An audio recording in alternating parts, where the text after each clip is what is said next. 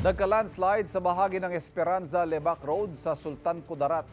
Na-stranded ang ilang motorista dahil sa pagguho. Karamihan sa kanila ay may binibiyahing produkto o may sakay na pasahero papunta sa magkabilang bayan.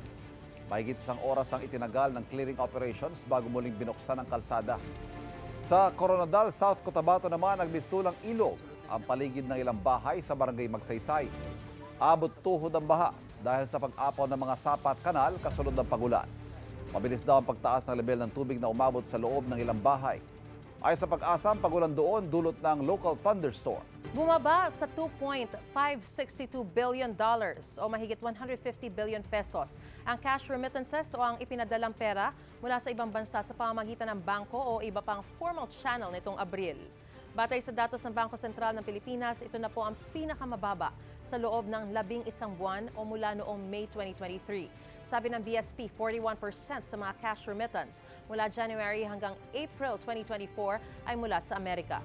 Sinundan naman yan ng Singapore, Saudi Arabia at Japan. Sa kabila niyan, umakyat naman ng 3.1% ang personal remittance mula sa mga Pinoy abroad sa $2.86 billion o mahigit 167 billion pesos. Ayon sa ekonomista si Michael Ricafort, inaasahan pa itong tumaas sa mga susunod na buwan dahil sa inflation sa bansa.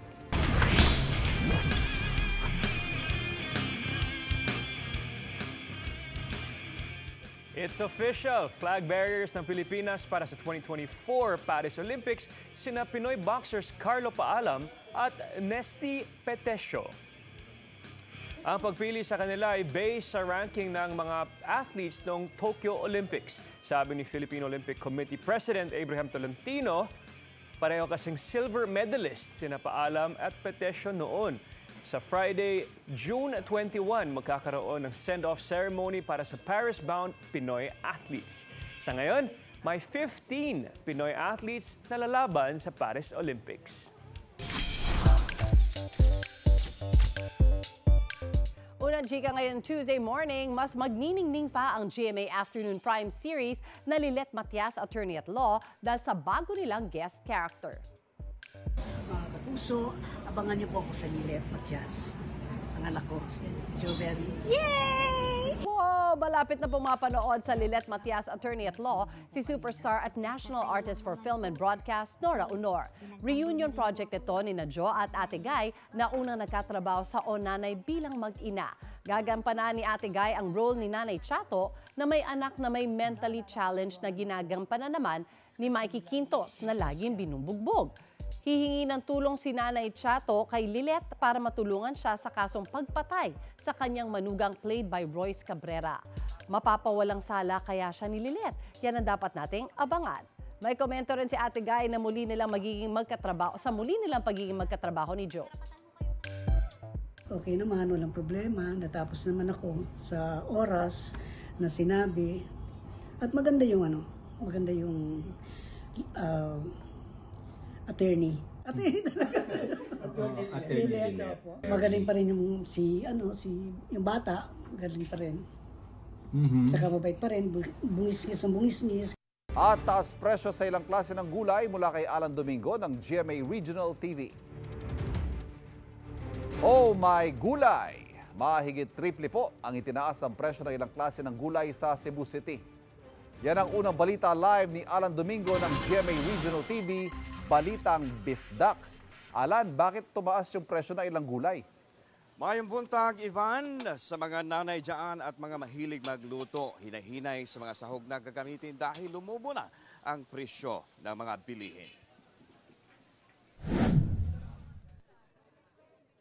Nagulat ang mga mamimili sa itinaas ng presyo ng mga gulay sa Carbon Public Market sa Cebu City.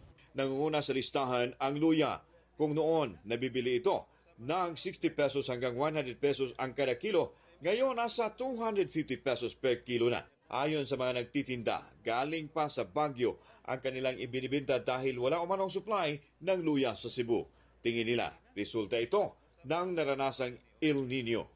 Nagnihit na ang supply, sir. Wala na kasustain ang atuang bukid. Ang kani nga supply gikan na ni sa Baguio, Manila. Natsaka ka, sir. Borting mahal la. No choice. Okay. Gamiton ng luto. Maliban sa luya, tumaas rin ang bell pepper na nooy nabibili sa 100 lang ang kada kilo. Subalit ngayon, nasa 360 pesos na ang kada kilo. Galing naman daw ng Ormoc City ang supply nila ng bell pepper. Ang Chinese pechay na dating 30 pesos kada kilo, ngayon 120 pesos na. Kung noon, nabibili ng tig 20 pesos kada kilo ang repolyo, ngayon nasa 100 pesos na ang bintahan nito. Ang supply ng repolyo ay galing sa bayan ng Dalaget, Cebu. Wala namang paggalaw sa sibuyas at bawang na nasa 100 pesos hanggang 160 pesos kada kilo. 5 piso ang itinaas sa kada kilo ng manok. Wala namang paggalaw sa baboy na nabibili ng 290 pesos hanggang 300 pesos ang kada kilo. Good news sa mga mahilig kumain ng isda dahil bumaba ang presyo nito. Ang anchovy o bulinaw ay nabibili na lang sa 100 pesos kada kilo mula sa 160 pesos.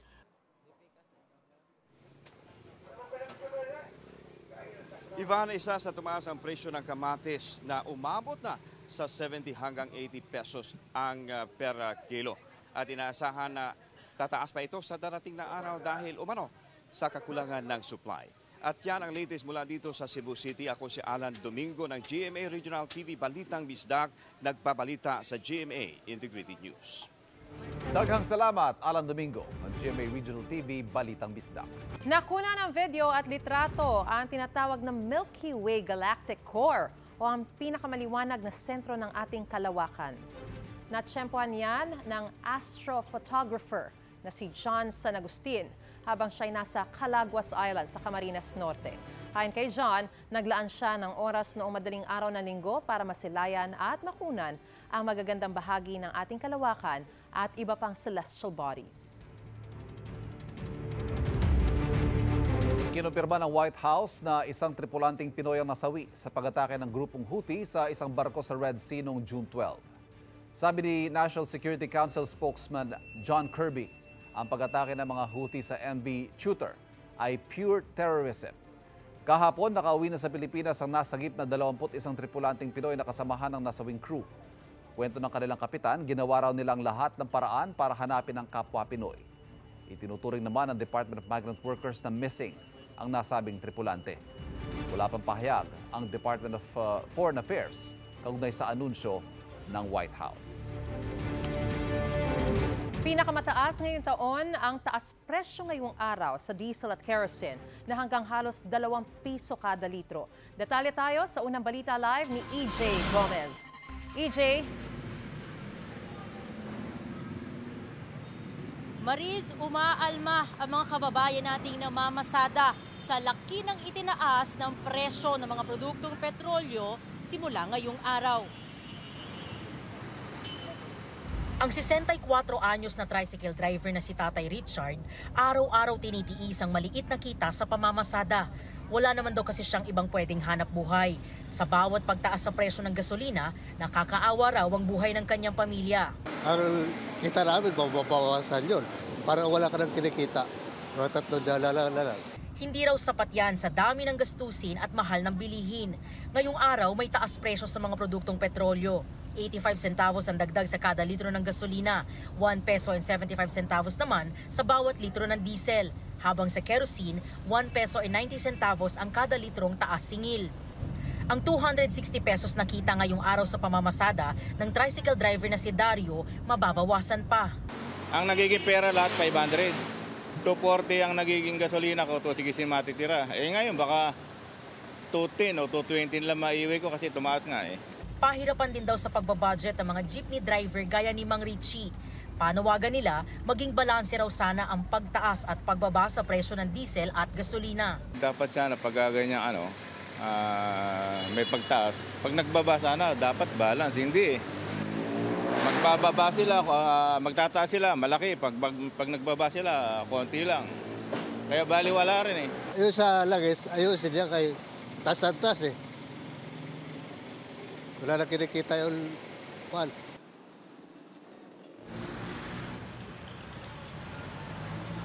Maris, sa puntong ito, marami ng jeepney at tricycle driver ang namamasada dito sa Blumentritt, Corner Rizal Avenue. Sa mga oras na ito din, medyo may kabagalan na ang daloy ng trapiko lalo na dito sa may intersection. At yan ang unang balita mula rito sa Blumentritt sa Maynila. EJ Gomez para sa GMA Integrated News.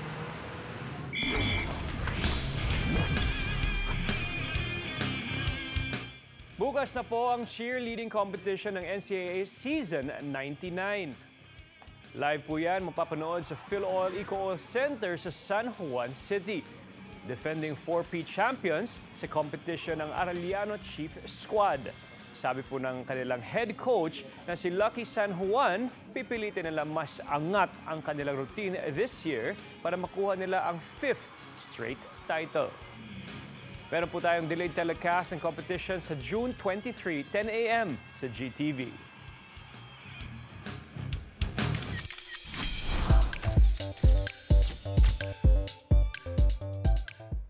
Bibida kaya si Kapuso primetime Princess Barbie Fortesa sa isang horror project? Yan ang tanong na netizens kasunod ng poster na shinare ng GMA Pictures at GMA Public Affairs. Featured kasi si Barbie at isang misteryosong anino sa likod. Abangan ang revelation na yan soon. At speaking of Barbie,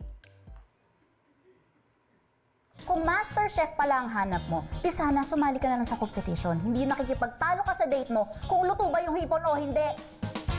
It's prawn. Malaking hipon. top-notch rom-com ang ihahatid ng tambalang Barda sa pelikulang That Kind of Love. Gaganap si Barbie bilang si Mila na isang love coach. Susubukan niyang hanapan ng match ang corporate executive na si Adam, played by David Licauco. Pero ang hinahanap na the one, baka nariyan lang sa tabi-tabi. Mapapanood na yan sa mga sinahan nationwide simula July 10. Ayan eh. Samantala, eto naman ang unang chika sa K-pop scene.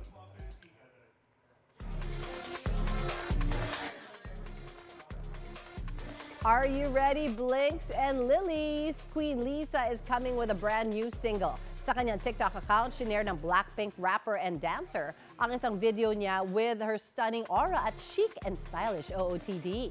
Rinig din sa background music ang fast-paced rhythm ng teaser at lyrics na Baby, You Are My Rockstar with matching rock on sticker sa caption. Meron na yung mahigit 32.7 million views. Earlier this month, ni-reveal ng K-pop superstar sa kanyang official website ang kanyang much-awaited comeback. And speaking of Blackpink, joining the bandwagon ang isa pang member na si Jennie. Wala pang posted content ang solo singer pero may 1.5 million followers na ang kanyang account in just 24 hours. Si Jennie ang ikatlong Blackpink member na nagbukas ng TikTok account, kasunod din na Rosé at Lisa. Samantala, Katy Perry is coming back with a major roar.